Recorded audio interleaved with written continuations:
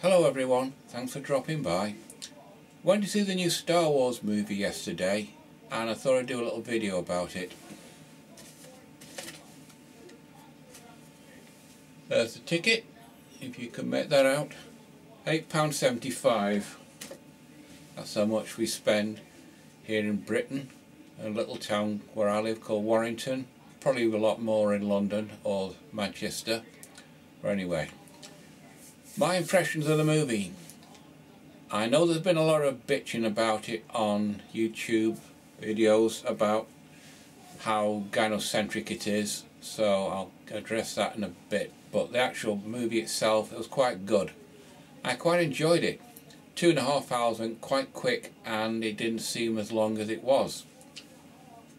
The character Rey and the other male character Kylo Ren, I wonder if they're brother and sister.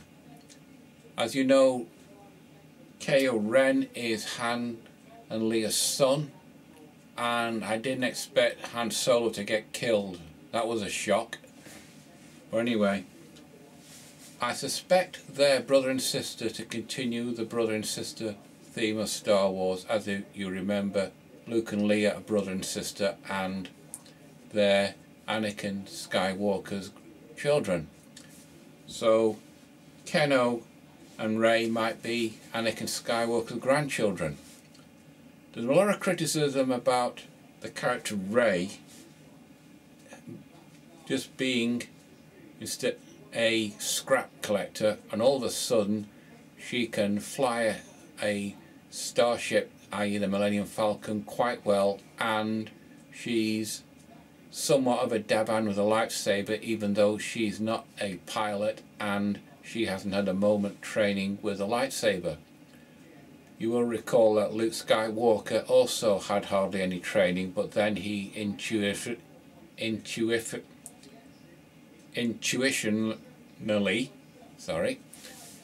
was able to handle himself quite well after some tuition of the Force by Yoda. The character Finn, he's just a stormtrooper grunt. He has no idea of the true nature of women are, and he's been friend-zoned.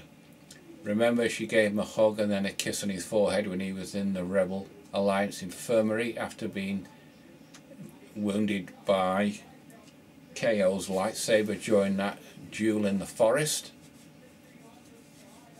If there is any romantic interest between them two, i.e. Finn and Rey, in the next movie, then it's because the Ashkenazi Jews, which Abrams, the director, is one, want it to happen because they want to have mixed relationships, mixed racial relationships. But anyway, we'll have to see how that story panders out. But I think he's been friend-zoned, as he was white knighting her in that desert community after they were attacked by the X-Fighters, and she didn't really want it, and before that she was kicking his ass with that device, rod that she had, which she was using as a quarterstaff. But then the actress Daisy Ridley is British, and the quarterstaff is an old English medieval weapon of the English peasantry. As the other characters, Snoke, the chief bad guy, I think he's a clone of Palpatine. Those of you who have read the Star Wars novels and the Star Wars comic books will know that in the Star Wars galaxy, in the deep core, there is a Imperial repository with several clones of Palpatine in it, and I think it might be that Palpatine has come back, even though the original Palpatine, played by Ian McDiarmid, I think it was, is dead. This new guy Snoke could be his clone, and he wants to reconstruct the Empire. As the movie is a gynocentric, feminist friendly one, I bet that they have Rey as the person who finally destroys the Empire and becomes Queen of the Galaxy, and it's essentially a feminist wet dream. The other male character, Poe Dameron, the X-Wing pilot, he seems to be a strong character. I hope they flesh out his character and deepen his background for a better counter to Rey's strong female character. No criticism of Daisy Ridley. She played her role quite well and delivered the lines convincingly, and she was a strong female character, but they need to have a balance of the movie, a balance of the Force if you should like, as they don't want to piss off all the male Star Wars fans with having a totally feminist friendly new 3 movies, i.e. this one that's just gone and the next 2 with all female cast. They've done it with this one.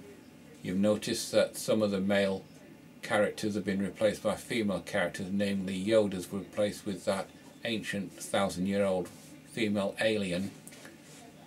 Also the old cast, Luke Skywalker, he never said a word, but that's his time, will be the next one. I can't see Rey being his daughter, has been mentioned in the movie. Not in the movie, in the comment section on YouTube, as that just wouldn't make logical sense, because Luke Skywalker wasn't in a romantic relationship with anybody in the first 3 movies he was in, i.e. episode 4, 5 and 6. So my betting, Kylo Ren and Rey are brother and sister, and Rey's ability from being just a nomadic desert dwelling scrap collector to get by with a subsistence livelihood is Anakin Skywalker's granddaughter, and Anakin Skywalker's Jedi powers are passed on through to her, which is why the Kylo Rey character couldn't extract any information, because she was stronger than him in the ability to use the Force. So we'll have to wait and see how this story pans out, but entertainment wise it was quite good. Criticism, I didn't expect to see Han Solo get killed. I wasn't expecting that. Poor Chewbacca, he's lost his best friend, and now what's he going to do, even though he's teamed up with Rey at the beginning, not the beginning, the end of the movie, to take Rey to that planet with the island, which you could tell was off the coast of Ireland because the stone buildings you could see are essentially a Celtic design, and it wasn't all that convincing, but there you go, it's their movie, not mine. They could have at least done some CGI alien-ish buildings, but they didn't, so we'll have to see what happens in the next movie.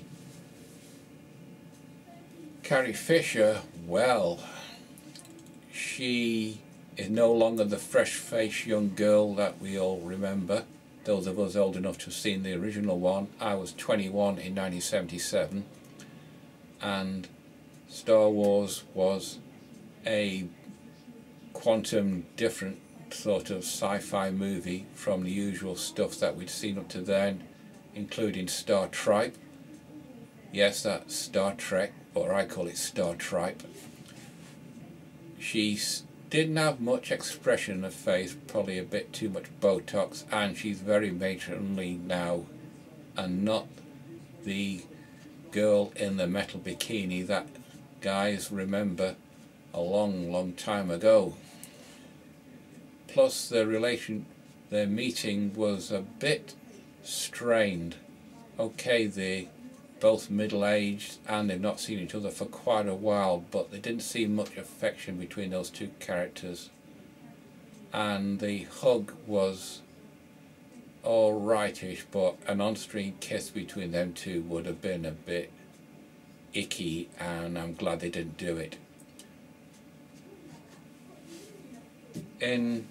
On May 12th 2013, those of you who have been through my old videos will see that I did a 10-minute one about how I see Star Wars.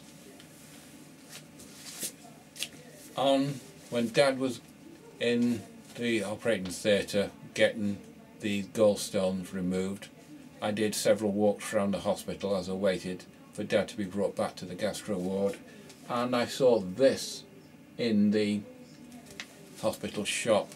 I went back the other day to get it. Luckily it was still there, otherwise I wouldn't be showing you this, naturally. But on page 62 they show you this, and this bit is interesting, and most of this bit there. It says how do you travel through the Star Wars universe?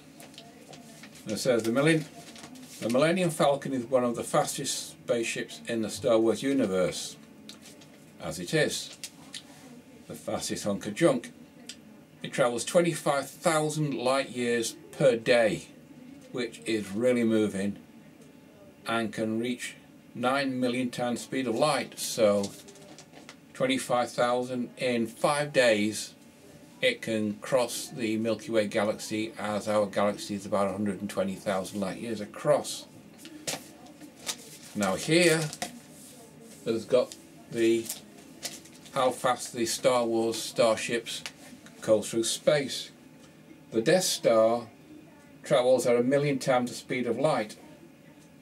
The Imperial Star Destroyer can go at 2 million times the speed of light. The X-Wing Starfighter, because you remember they're all equipped with a hyperdrive, can go at 4,570,000 times the speed of light, and the Millennium Falcon can go at 9,130,000 times the speed of light. Now at the bottom here, as you know, to get to light speed you have to jump. What does hyperspace really look like? It says instead of, I don't know if you can see that there, instead of that, physicists say it looks like that.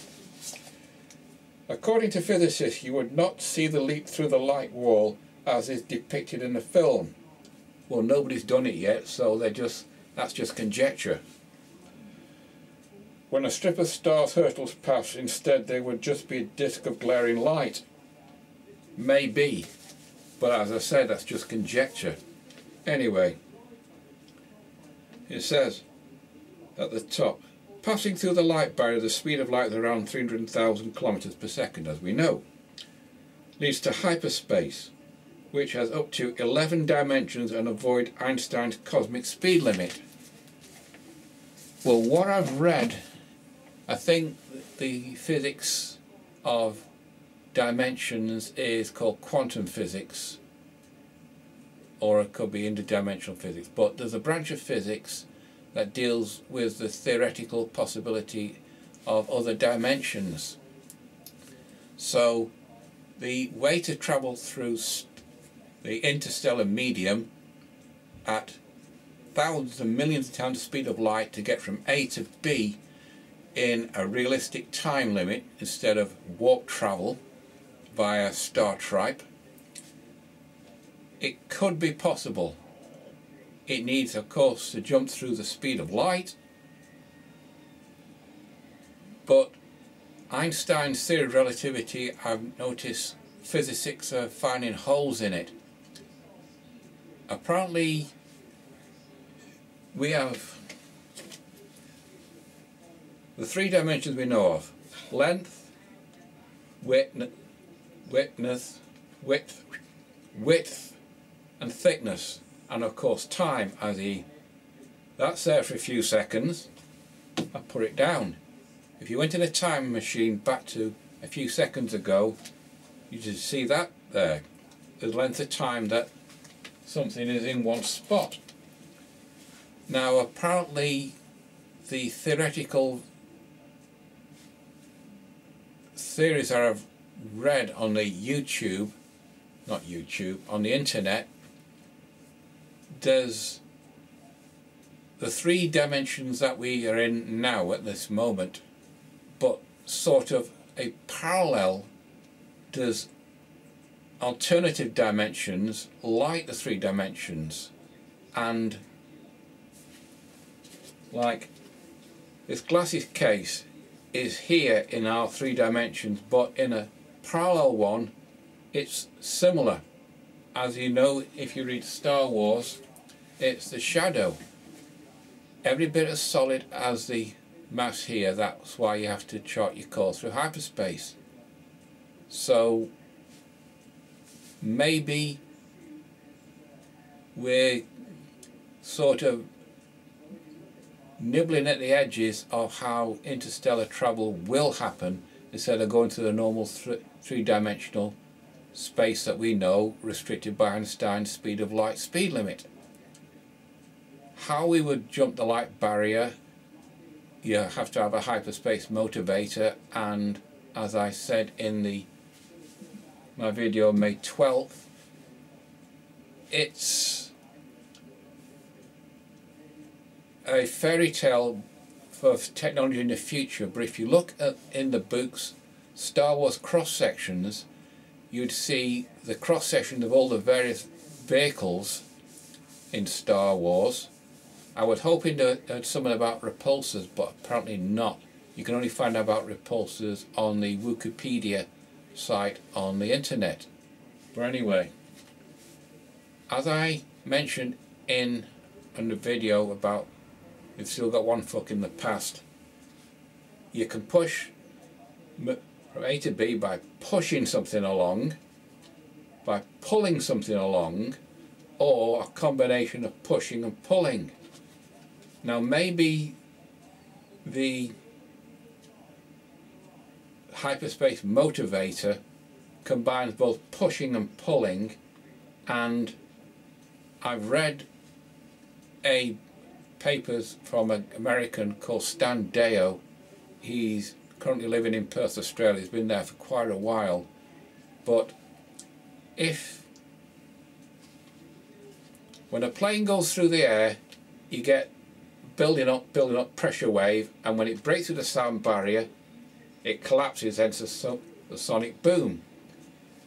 Now if you inject, according to Stan Deyo, electrons that way, high frequency, you can sort of pierce the pressure wave which is building in our 3-dimensional space, and if this multi-dimensional element, the 11 dimensions they mentioned in that magazine, is for real, then theoretically, only theoretically, a starship could break the light barrier, and then you're in like that wormhole hyperspace tunnel effect in the movie.